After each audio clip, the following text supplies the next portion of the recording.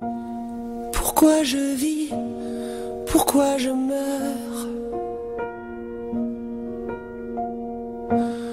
Pourquoi je ris? Pourquoi je pleure? Voici le SOS d'un terrien en détresse. Bonjour à tous et bienvenue pour cette nouvelle vidéo qui va vous présenter mon C'est lundi que lisez-vous, donc le petit rendez-vous hebdomadaire où je vous présente mes lectures de la semaine passée, ce que je lis actuellement et ce que je vais lire ensuite.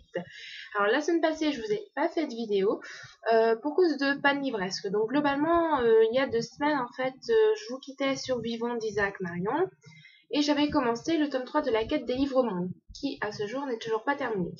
Je n'ai pas dépassé les 30 pages de la quête des livres au monde, j'ai donc commencé un autre livre dont je n'ai pas non plus dépassé les 30 pages et j'ai fini par en commencer un troisième où là j'ai réussi à atteindre, attention, les 80 pages et que je continue voilà, globalement à lire assez tranquillement parce que c'est une lecture assez laborieuse sur laquelle je n'aurais pas misé pour me sortir de ma panne livresque. Donc avant de vous présenter les livres que j'ai terminés cette semaine, puisque j'en ai pas terminé il y a 2 semaines, je voulais vous parler d'un petit concours que j'organise sur mon blog. Donc voilà, c'est pour gagner des marque-pages d'Olivier Bernard. Je vous avais montré des marque-pages dans une vidéo précédente, alors c'était un petit moment. Au niveau de Noël ou quelque chose comme ça, je les ai pas sous la main. Donc voilà, j'organise un petit concours pour gagner 2 marque-pages. Enfin, il y aura 2 gagnants qui gagneront chacun un marque-page. Donc je vous mets le lien vers le concours dans la barre d'information. C'est vraiment tout simple, il suffit que vous laissiez un commentaire poli sous l'article en m'indiquant quel est votre marque-page préféré, celui que vous aimeriez avoir si vous êtes tiré au sort. Donc voilà, le concours se termine le 29, je crois. Enfin voilà, en fin de semaine. Donc n'hésitez pas à participer si ça vous intéresse. Voici un petit aperçu des marque-pages maintenant. Alors il y a 2 semaines, j'ai donc commencé le premier tome de Caleb de Mira Eloundir, donc publié aux éditions Robert Laffont dans la collection R, qui est donc le deuxième roman que j'avais commencé durant ma panne livresque, et le seul fini à ce jour. Donc je l'ai terminé en début de semaine, et globalement c'est un avis plutôt positif, même très positif. Donc j'ai pas eu un coup de cœur, comme certains ont pu l'avoir.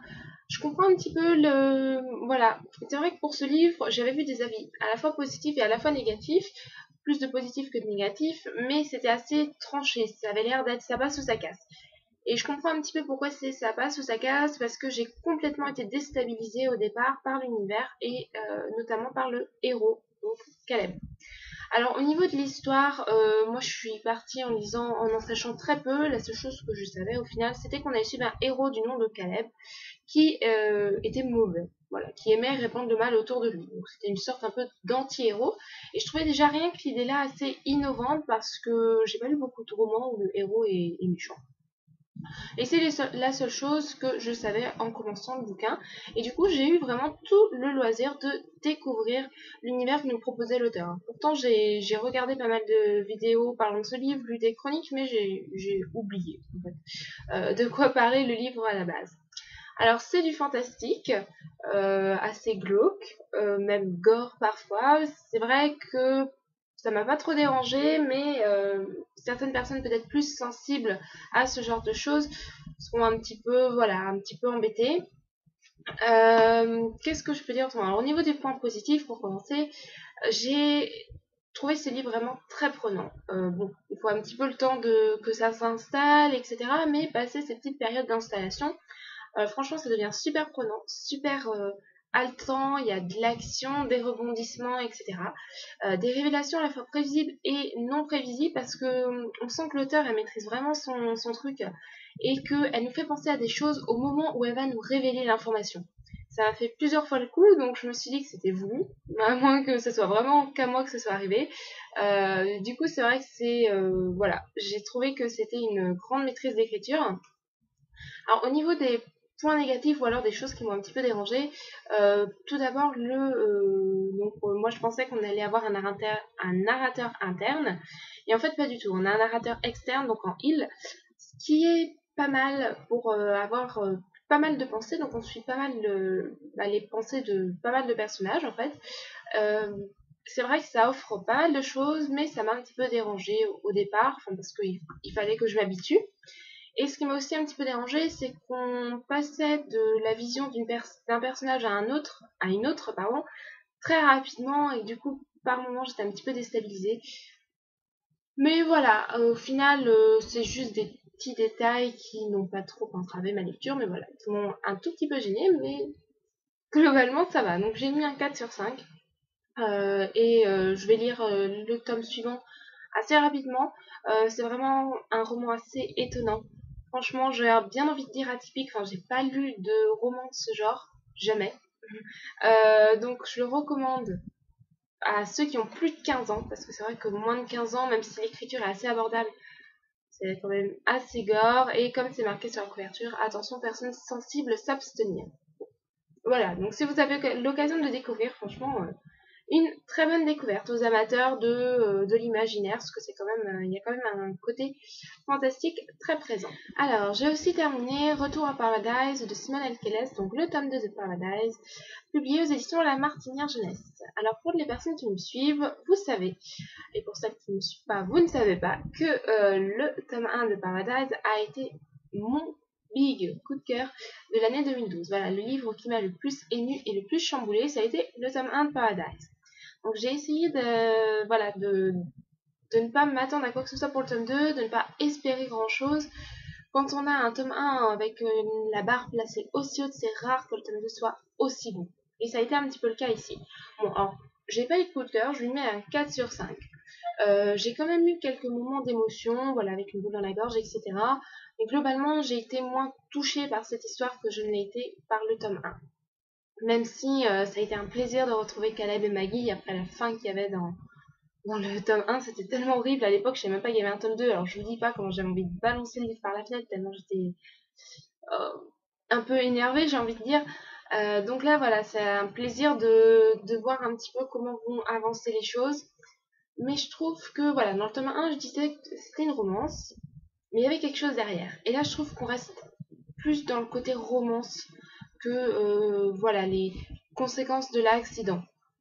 Même s'il y a quand même d'autres choses derrière, ça m'a moins touchée, j'ai trouvé ça moins beau, moins émouvant et moins tout ce que vous voulez que tout ce que j'avais trouvé dans le tome 1. Je ne l'ai pas forcément retrouvé dans le tome 2. Mais j'ai quand même adoré ce livre, voilà, même si c'est pas un coup de cœur, ça a été un excellent moment de lecture. Une fois plongée dedans, j'ai eu beaucoup de mal à en sortir. Je suis un petit peu déçue sur un détail, alors je vais pas vous spoiler, mais c'est au niveau de la fin. Il nous manque les nouvelles d'un personnage. Voilà, moi j'aurais aimé savoir un petit peu comment ça allait se terminer pour ce personnage, savoir ce qu'il en était, et ça on l'a pas, et du coup c'est vrai que c'est... Bon, j'ai envie de... pas décevant, mais voilà, j'aurais aimé savoir. Mais voilà, globalement, c'est vraiment un avis très positif pour cette saga. J'en garderai un énorme souvenir.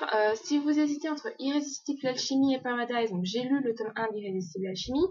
Très rapidement pour comparer, dans Irrésistible Alchimie, vous avez des personnages américains totalement stéréotypés, avec la grande blonde super mince populaire et le bad boy, voilà, qu'il faut pas voir, super dangereux, etc. Voilà, et c'est une romance. Dans Paradise, vous avez deux personnages beaucoup plus profonds qui sortent de ces stéréotypes américains. Et vous n'avez pas seulement qu'une romance. Je trouve que dans Irrésistible Alchimie, c'est principalement de la romance. Et dans Paradise, je trouve qu'il y a autre chose que de la romance. Voilà, il y a de la romance, oui, mais il y a aussi un fond qui est nettement plus travaillé et nettement plus émouvant et profond et tout ce que vous voulez. J'ai pas l'impression de me répéter du tout d'ailleurs, mais que dans Irrésistible Alchimie. Je sais même plus où je voulais en venir du coup.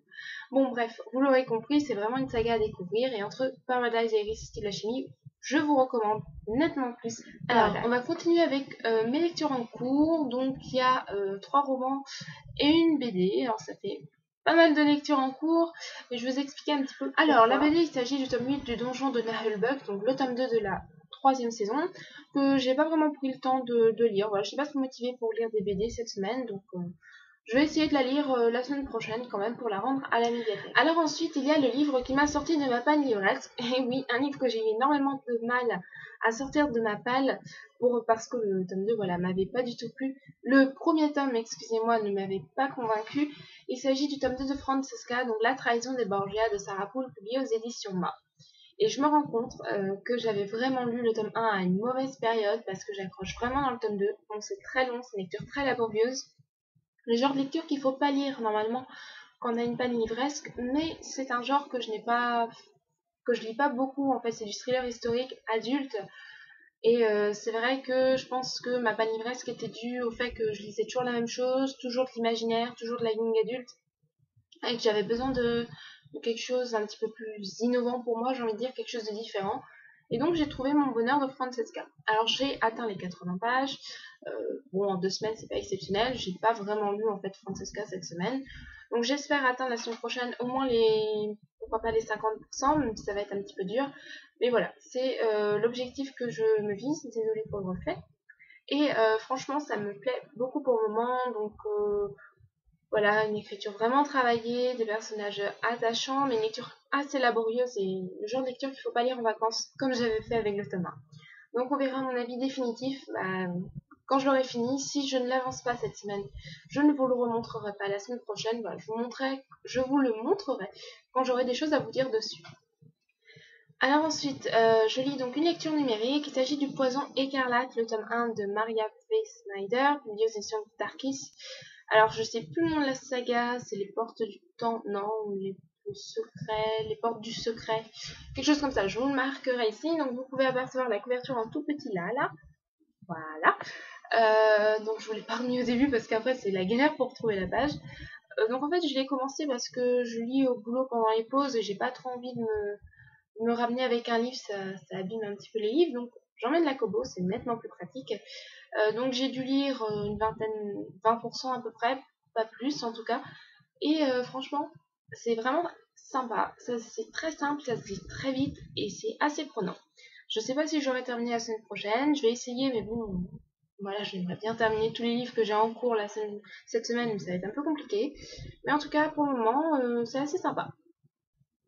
Ensuite, le livre papier que je suis en train de lire, dont je n'ai lu pour le moment que le prologue et dont je ne peux absolument pas vous parler, il s'agit de La Ronde des Innocents de Valentin Musso, donc le premier roman de l'auteur, publié aux éditions Nouveaux Auteurs. Donc moi j'ai lu le deuxième roman de l'auteur, Les Cendres Froides, que je vous invite vraiment à découvrir. Je vais vous mettre ma chronique dans la barre d'infos parce que ça a été un super coup de cœur. Du thriller, mais voilà, c'est totalement... Donc c'est bien le frère de Guillaume Musso, mais dans un genre complètement différent et voilà, que les amateurs de thriller devraient adorer. Alors, les livres que je prévois pour la semaine prochaine, si j'ai le temps de tout lire, j'aimerais au moins commencer le tome 1 de Night School de Seiji Doherty, publié aux éditions Robert Laffont dans la collection R.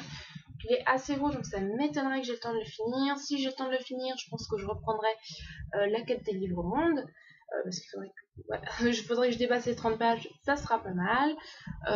Mais voilà, on verra ce que ça donne. Je vais pas me prévoir trop de choses, vu que mon rythme de lecture est pas très grand en ce moment, donc on verra. Voilà, donc voilà, j'ai terminé la vidéo, j'espère qu'elle vous aura plu. Donc n'oubliez pas le concours pour ceux que ça intéresse. Dimanche, je pense faire la vidéo In My Mailbox donc du mois de mars, qui sera assez conséquente. Il y a eu pas mal de nouveautés au niveau numérique. Donc voilà, je vous fais à tous de gros bisous et je vous dis donc à dimanche ou à lundi si j'ai pas le temps de faire la vidéo le dimanche ou si j'ai pas le courage. Voilà, bisous bisous.